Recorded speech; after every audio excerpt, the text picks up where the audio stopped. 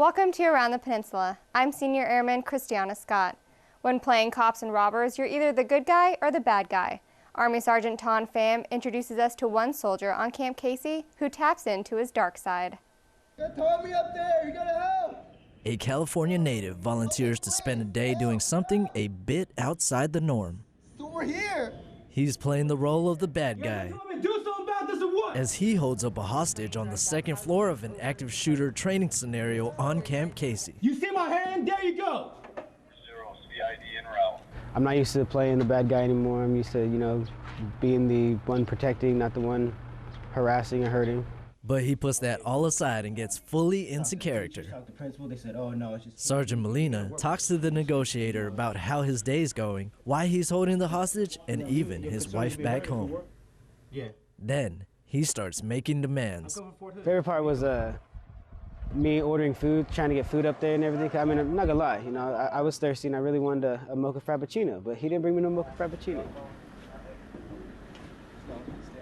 Even though he has a sense of humor, he personally understands how serious situations like this can be. I mean, this can happen anywhere. I come from Fort Hood, from here, so everyone knows about what happened over on Fort Hood. So doing training like this helps the first responders actually get control of the situation. Army Sergeant Ton Pham, Camp Casey, Korea. Nice and easy. This training is conducted annually to help first responder units stay efficient. A championship title is not what these basketball players are fighting for. Specialist John Barry shows us what's more important than the final score. The Gladiators took on the All-Stars as a fundraiser for a Korean charity that benefits children with heart disease. This big top event took place at the world-famous Jamsil Stadium in Seoul. The game even attracted a few popular television personalities and entertainers. I think it's a good experience for the soldiers. It gives them the opportunity to see what they can face at the next level if they do make it to that level. The game was a little one-sided, but the Gladiators played hard to represent USAG Yongsan properly against these host nation pros. I feel honored to be playing out here with the Koreans. I don't take it for granted. It was a great experience, and I enjoyed having the opportunity to play against them. I had a good time. It was wonderful, and always giving back to the kids is always a good feeling. Anytime you can give back to kids in a positive way is always great. It was very good, man. Seeing the little kids having fun, hearing the Koreans screaming and stuff, it's really nice, man. It's a good culture. I love this culture. I love Korea. For the Gladiators, this game is more about the friendship between the USAG Yongsan community and their Republic of Korea allies. Though the Gladiators lost, their memory of this game will probably always be a good one. Specialist John Barry, Yongsan, Korea. The Yongsan Gladiators plan to participate in this event annually.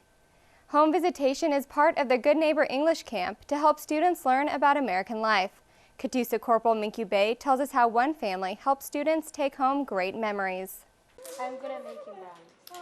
Korean students and their host family from the Good Neighbor English Camp are cooking up something special. We are preparing to go feed the homeless tomorrow, and instead of buying stuff, we thought it would be more personal to kind of make the food. Today we made brownies, muffins, and sandwiches. It was fun because I learned to make new stuff and we were doing something new. The host family and the students hit the streets and pass out their homemade food to homeless people. I've never done this kind of volunteer work before. First, I was a bit scared, but the homeless people were very friendly. I was really excited. We heard that the family has been doing this every month. We're glad to be part of this event. We get to learn from each other. We danced together. They taught us American traditional dancing and some dances that they made up on their own. We went to Comiskey's and played air hockey and ping pong together. They were really nice to us, and we really felt like part of the family. Katusa Corporal Minkyu Bay, Seoul, Korea. Miss Alexander and the students also went bowling and watched a movie together. The Good Neighbor English Camp continues with a memorable trip into unknown territory. Senior Airman James Bueller visits one student who describes her experience. With the smell of burgers and hot dogs in the air, Korean students and their host families gathered at USAG Yongsan to celebrate a week-long experience and excursion of Korea. I saw a North Korean soldier watching us with a telescope at the JSA. It was a fun and scary experience. When we were in the conference room, I found out that half of the room was actually North Korean territory, and the fact that I set foot on that was an interesting experience. I saw the remains of the Chonin.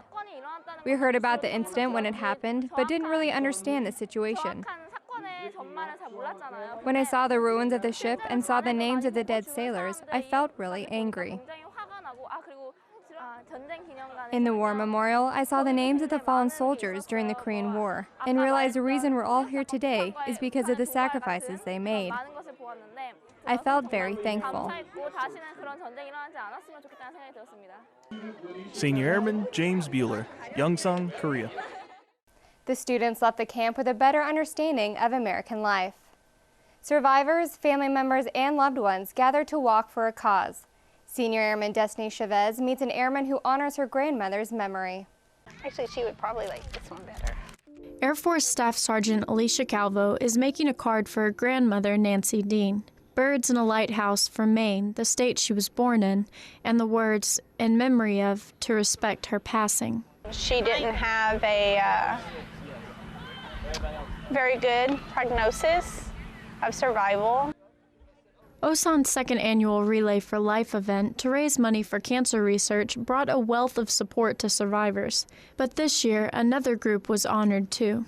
Caregiver's Corner is for everybody who's taking care of a loved one during their loved one's fight against cancer. I'll never forget what it was like to be there for my grandmother. This is in honor of my grandmother, Nancy Dean, and for everybody who has fought this battle with me. I would be honored to walk with you, so please join me. This is going to be a new tradition for Relay for Life at Osan and USFK, and it needs to grow. So at Osan's next Relay for Life, right after the survivors' opening lap, expect to see signs of past loved ones and the faces of those who took care of them during their fight. I have so much respect for people who fight cancer, that have that strength, but sometimes, you know, caregivers need a pat on the back too. So that's what this is for. Senior Airman Destiny Chavez, Osan Air Base, Korea. Relay for Life had over 1,000 participants and raised almost $95,000. When you think of being safe, you don't always think about fun. Army Sergeant Kelly Anderson takes us to Camp Casey, where being safe is rewarding. Today I'm here at Motorcycle Rally at Camp Casey, and today it's all about safety. This bike is on a jump start, and this is going to be part of the safety class, and later today it's going to be given away to one lucky winner. The Jump Start is a tool that motorcycle safety instructors use to stabilize the bike safely, so students at the rally can have a hands-on learning experience. The throttle lever should be back to the neutral position. This military retiree from California has been riding since he was 11 years old. Jones says that the most important thing to remember this riding season is knowing the road conditions and hazards before you ride. You got to watch the Korean drivers. The people make left turns in front of you all the time. The road conditions. Roads aren't the greatest over here. Potholes, debris in the road. As the day draws to an end, everyone at the motorcycle rally gathers to find out whose key will start the engine of this new bike. Is it number 7? Jones has a few words of wisdom for seasoned riders and this excited winner about maintenance. If your bike's been in storage all winter, you want to get out there and check all your fluids. You should be doing annual fluid changes, checking your brake fluids, tire pressures, tire condition, all your lube points, fuel. Make sure that you've got fresh fuel in there. You don't want to be breaking down on the road, and should have your bike serviced on a regular interval. Well, congratulations to the winner, and this is a great ride. I'm Army Sergeant Kelly Anderson, Camp Casey, Korea. Jones also said the number one thing every rider needs is a Department of Transportation approved helmet. That was your Around the Peninsula for Thursday, May 23rd. From all of us at AFN, enjoy your evening.